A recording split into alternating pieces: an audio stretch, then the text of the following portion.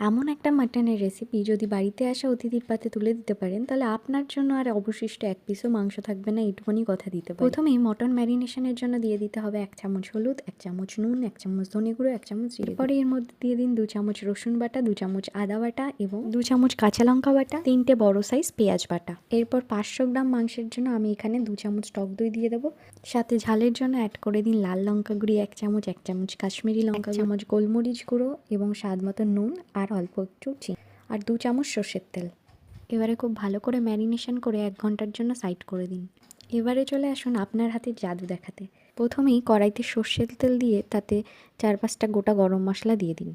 ও সাথে 2টো তেজপাতা দিতে ভুলবেন না। এরপর এর মধ্যে একটা বড় সাইজের পেঁয়াজ বেরেস্তার মতো কুচি করে দিয়ে দিন আর লাল করে ভেজে নিন।